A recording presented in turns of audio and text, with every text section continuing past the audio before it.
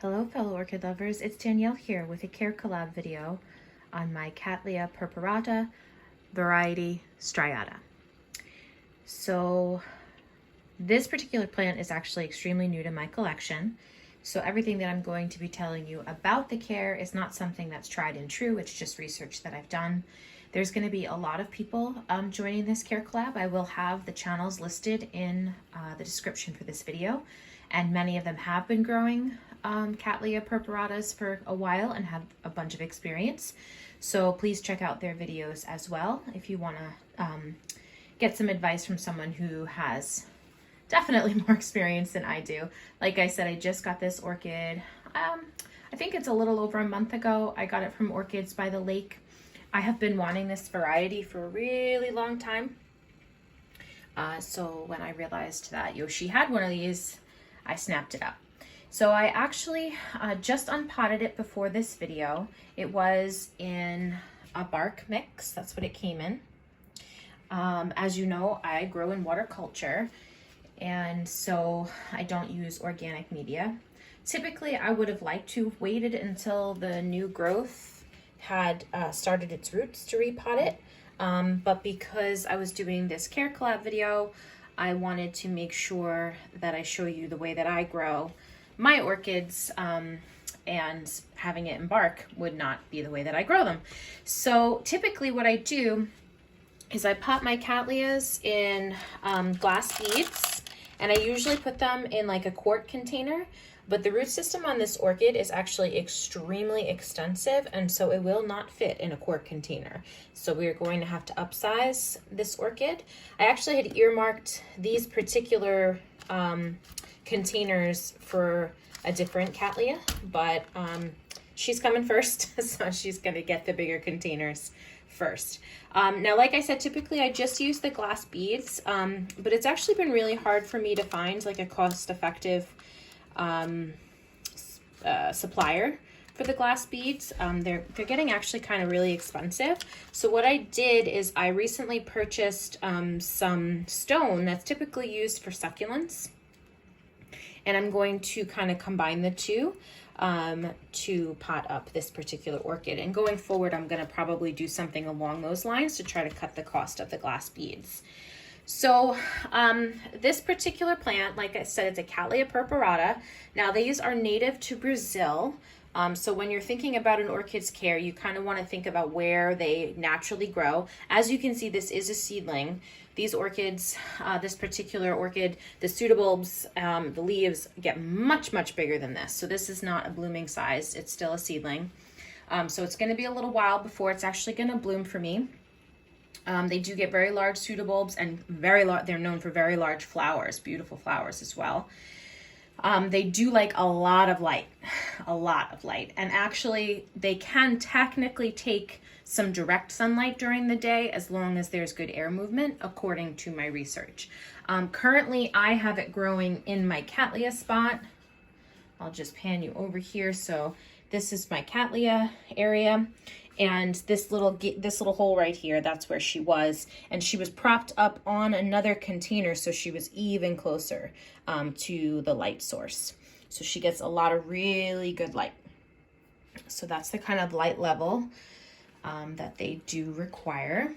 And then as far as the other care, they do really like a lot of humidity. Where they grow naturally, there is a lot of humidity. And they are very thirsty plants, but they like that quick wet dry that most Cattleyas do. They don't particularly like to have their feet wet for long periods of time. So I have found that the glass bead method that I use works out really well, because I water them once a week.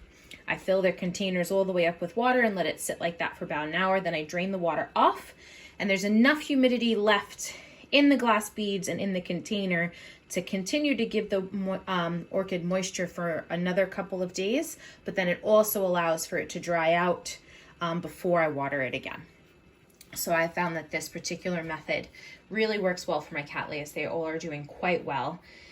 And then the research that I looked up as far as fertilizer is concerned, which perhaps if one of the channels that actually does grow these you know, if you know better. But the research that I've looked up as far as fertilizer is concerned, they do like most Cattleyas, like to be fed during the growing season. However, it does say that in the winter, when those new growths are forming, the fertilizer should be cut back and even sometimes eliminated until the new roots on the new growth start to show.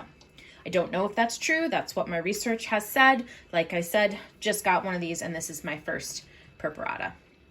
So I'm going to put you down here on the camera stand, and we're going to pot this up together. I'll try to make this as quick as possible because I don't want it to be a particularly long Care Collab video. And I'm also going to try to keep it in frame, which is going to be difficult, but I'm going to try. So I have, like I said, I have these two containers. They fit into each other, and that kind of prevents all the water from leaking out when I am watering them. So I'll fill the container all the way up to the top with water and let it sit like that. And then when I pull it out, the inside container has holes in it and the water can drain off. And then there's still humidity in the container because, you know, obviously the water still remains a little bit, but not enough that it's going to be wet when I come back to it next week. So in this particular glass, I'm going to take these glass beads and I'm going to put them on the bottom because I do want a fair amount of good drainage. I want the water to be able to work its way down and away from the roots so that, like I said, I do have those dry conditions when I go to water the plant again. So we're just going to take a look and see how this plant fits in here. Now, typically when you're potting a plant, there's going to be a growth direction, and you're going to want to make sure that you put that growth direction so that it has the most ability to continue to grow. If you put the new growth against the side of the pot, then you've basically limited how much growth your plant can do. So you're going to want to put the plant in the pot as far away from the side, you know, the new growth as far away from the side as you can get it without damaging the roots. So just gonna do that here. Okay. So like I said, this plant had some excellent roots. Very, very good roots.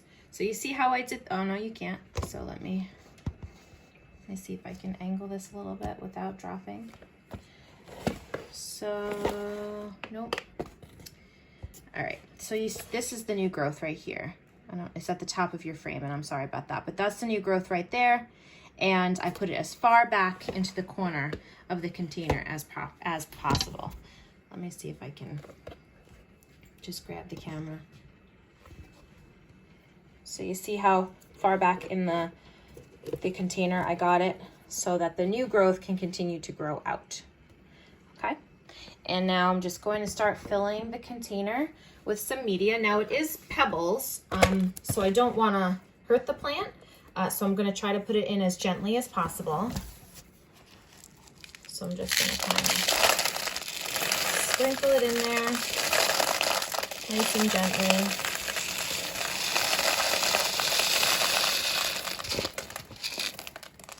Okay, and then I'm just going to shake it a little bit, work some of that down. So you see how we're doing there? Pretty good. And since they are such small pebbles, they don't really hurt the roots.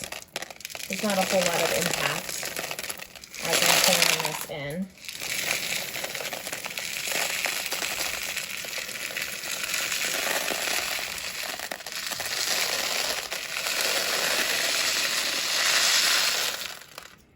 Okay.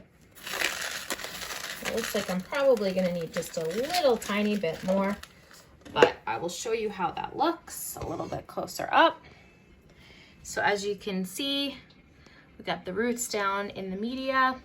We got some really good drainage on the bottom here so that water will work its way down away from the roots, so that they will have an opportunity to dry out before I water it again. And like I said, I have the plant pushed well off to the side so that I still have room for another couple of years worth of growth here before I'll have to repot it again. That is if the root system doesn't completely take over the pot, which, judging by the root system that was on this plant, that may actually be the case. So I hope that you enjoyed this video. If you have any questions, let me know. Like I said, I am relatively new to Cattleya purpurata. I have done some research though, so I'll share whatever knowledge that I have if you need it, but do please check out the other channels. that I've listed in the description. And I hope you guys are all having a wonderful week, and I will talk to you all next time.